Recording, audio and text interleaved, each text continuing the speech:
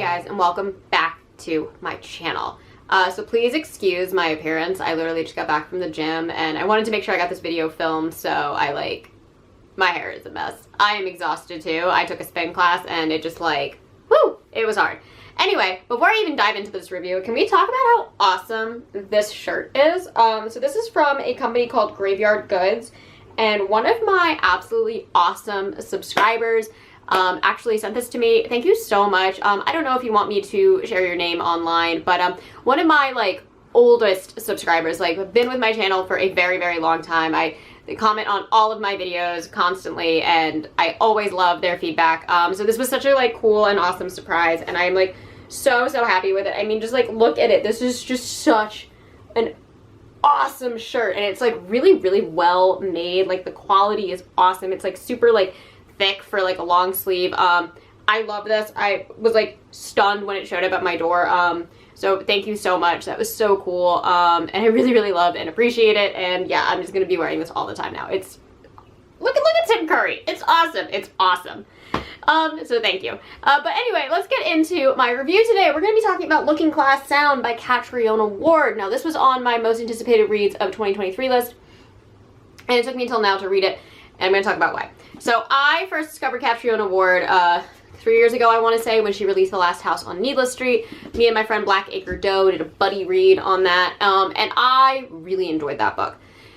It was a 4-star for me, I believe, because I was able to predict the twist, which I'm still kind of mad about. I really wish I had been blindsided by it, but I predicted the twist, but it was still a fun read, and I remember being like, I like Catriona Ward, I like her writing style. And then I picked up Sundial, which was the book that she released right after that, and I devoured that book. That was a 5-star read for me. However, I barely remember that book. I remember in great detail a lot of the things that happened on The Last House of Needless Street. Sundial, not as much. I read it in 2 or 3 days. I remember really, really enjoying it, but don't remember a lot of it. And I always try to judge books, not only once I finish them and how much enjoyment I had while reading them, but I also like to think about the lasting impact that those books had on me. And Needless Street definitely had way, way more of a significant impact than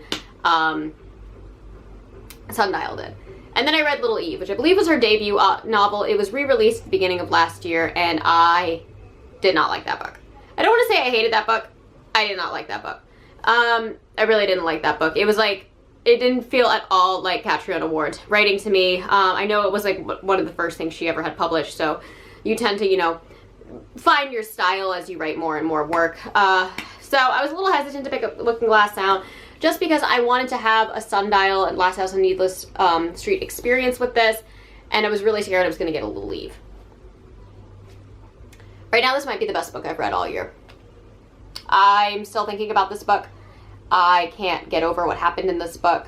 I have a lot that I want to say about this book, but I don't think I can without really, really spoiling it. So I'm going to keep this review very, very brief. I always say I'm going to keep something short and then I talk for 20 minutes, but regardless, I was blown away by this book. I'm going to read the inside flap, and then I'm going to kind of break the book down into sections and kind of talk about that. Again, I'm going to do no spoilers in this. I'm going to try really hard to make sure there's no spoilers for this.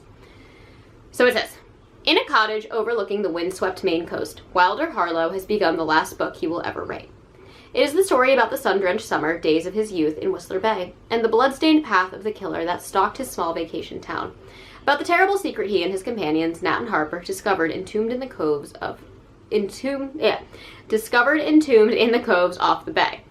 And how the pact they swore that day echoed down the decades, forever shaping their lives. But the more Wilder writes, the less he trusts himself in his memory. He starts to see things that can't be real. Notes hidden in the cottage from an old friend now dead. A woman with dark hair drowning in the icy waters below, calling for help. Entire chapters he doesn't recall typing, appearing overnight. Who or what is haunting Wilder? No longer able to trust his own eyes, Wilder begins to fear that this will not only be his last book, but the last thing he ever does. Looking Glass Sound is another masterful story from Catriona Ward about friendship and betrayal, dark obsessions, and the impossibility of escaping your own story. This book is brilliant. And I'm really happy about this because I thought I knew where the twist was going, and I was just dead wrong. I was so wrong. I could not have been more wrong. And it gave me serious House of Leaves vibes. This is the first book that I've read since I read House of Leaves, which I think I read in 2016. It's the first book since 2016 that I've read that really greatly reminds me of House of Leaves. The only other book that comes close to this is I'm Thinking of Ending Things by Ian Reid. That was a similar kind of concept where you're really not sure what's happening until you get all the way through. This book has that. However, the first, like, I think it's like 115 pages. It's like the entirety of Wilder's first 2 summers in Maine could have been their own novella. It was one of the best coming of age stories I've ever read. It gave me serious December Park vibes from Ronald Malfi, which is one of my favorite books ever written. And I couldn't put it down. Those first like 115 pages or so where we are just with Wilder and Nat and Harper when they're kids in the 90s in Whistler Bay was fantastic. In fact, I think those 2 chapters should almost be released as their own short story novella kind of thing, because it really gave me, like, it felt like I was reading like old school Stephen King. I was so invested in the story. It had the bleak, dark loss of innocence that you love in a coming of age story. And I was just captivated. Again, if you're a fan of December Park, you need to at least read the first. I think it's like the first 3 chapters of this book. I was blown away. Like, that story itself could be completely self-contained, and I would give this book a 5-star rating. Just with that. And it could be read completely self-contained. The way it's done, it kind of like, this book is like a book within a book. I'm going to leave it at that because I can really expand upon that. But that's like the frame story. And that frame story, I think, it's gut-wrenching, it's beautiful, the character development is so spot on. We're really only focusing on these 3 kids and their relationships with one another and their weird family dynamics in this small town. They only have summers together. Like, it is so well done. I was blown away. And I remember getting to like the end of those chapters and being like, where is this gonna go? How do you top that? How do we continue this story? And it really deviates. And that's, after that, it kind of becomes this weird, very meta, very self-aware book within a book kind of moment. And I was uncertain of what was happening. I was really confused. I really was trying to understand what was happening, and I promise it really does all come together, and it really does make sense. And up until the last 40 pages or so, and this is like a 320-page book, give or take, up until the last like 40 pages or so, you really are treading water in this area of I don't know what's going on, but you keep wanting to figure it out. But you do get all of your answers at the end, which I'm very happy about. I needed answers to this. I needed to figure out how everything pieced together. I had to do a deep dive on Reddit afterwards to make sure I was understanding everything fully. And after doing that, I love when I have to research a book after I've read it to like get more out of it. I felt like I was watching like The Wire or something and really having to like pull pieces together and apart. After I did that, I had a much better understanding of the book, and I felt the kind of gut-wrenching, like, heartache that I think the book wanted me to feel, but I definitely felt it for different reasons, expanding beyond just a coming-of-age story. This is definitely a critique on who owns a story. This is a critique on authorship. This is a critique on the concept of memoirs and taking inspiration from real-life events. It's so beautiful, and it's such a it's a thinly veiled critique when you get to the end, but you really don't realize that's what it is until you get to the end, and I think that's where the brilliance in this novel is. This is, I think, the best thing Catriona Ward has ever written, and I have very, very, very few complaints about this story. If I really wanted to dive into, like, my complaints, I do think that the first few chapters as a novella on their own are stronger than the book as a whole, but I'm very happy I got to experience this meta journey that I took reading this. I did not love the ending of this book. With that being said, the book was strong enough that me not loving this ending, it still got a 5 stars out of me. Like, my biggest disappointment was the ending. I don't think it hammered home exactly what I wanted from the ending. I wanted a little bit more character development, maybe a little bit more clarity, And definitely more of this, like, almost like devastating, gut-wrenching feeling that I got from reading the first part of this novel. I feel like the ending wasn't as perfect as it could have been, and I just wanted a little bit more out of that. Another thing I didn't like is the characters of Harper and Pearl, I feel like needed to be expanded upon a little bit more. I think Pearl, I just needed a little bit, you get a lot from Pearl throughout this book and you don't necessarily realize it.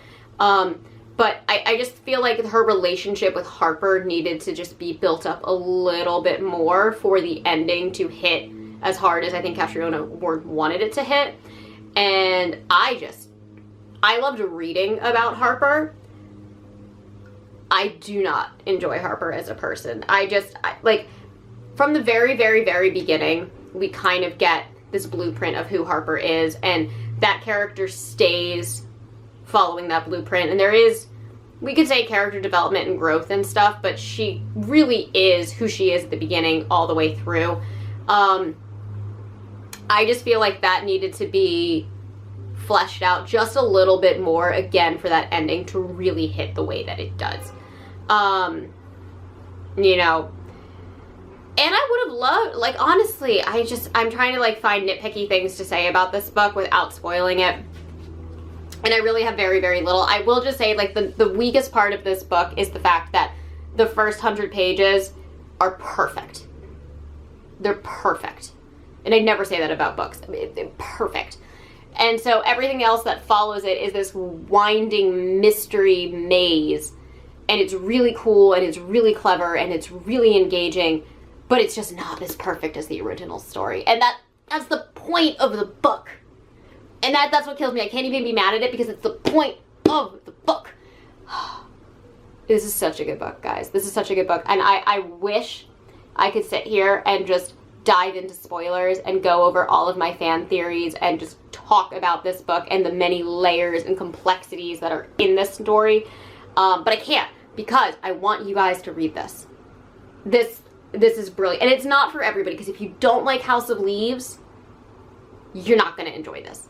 But if you want something that gives you that feeling that you had of being so confused and then finding these crazy critiques on humanity and the human condition and love, like, read this, because it's all in there, and it's much, much shorter, and it's much less confusing, but it's still pretty confusing, but you get all the answers at the end. And I love Wilder as a character. I loved Wilder as a character. He was so believable. He was so tangible. And all of the answers are hiding in plain sight in this story, and I really loved that. Like, you do get kind of blindsided, but all of the answers are there, and the red herrings aren't necessarily red herrings, because they are pulling you to think one thing, but they do actually mean something. And just the craftsmanship Catriona Ward put into this, I am so impressed with it. I really, really loved this book. I am blown away by how good it is. This is so much better than The Last House on Needless Street, and I liked The Last House on Needless Street. So if you liked that book, this is that, but better. And the twist is, I couldn't predict this twist at all, but I feel like it's on par with the twist in The Last House on Needless Street, because that twist, really, I shouldn't have been able to predict it. I saw a movie that does a similar concept, and it's the only reason I figured it out. This is great. This is just the layers and complexity in this novel are great. And at the heart of it, too, we have our characters of Wilder, Nat, and Harper, and they are such a joy to read about, and they are such a joy to understand and figure out. And Wilder is such a unique, believable character. And it's again, like, the unlikely hero. I've been talking about that a lot on my channel recently. I really like reading books where the main perspective is from a main character who is not your traditional main character. This isn't a Carrie Bradshaw. This isn't a Bella Swan. Like, it's very, very, very much a different type of character. It's somebody who you would never really see as the lead in a TV show, and they are so compelling and so great, and I just loved Wilder. And this book will make you so sad. This book is so sad, guys, and it's worth it. It's so worth it. The first 100 pages are just one of the best coming-of-age stories I've ever read. 100% could be, should be its own standalone novel, and you will get so much emotion out of just reading that. I am so beyond floored with this. I have very, very, very, very, very minimal critiques.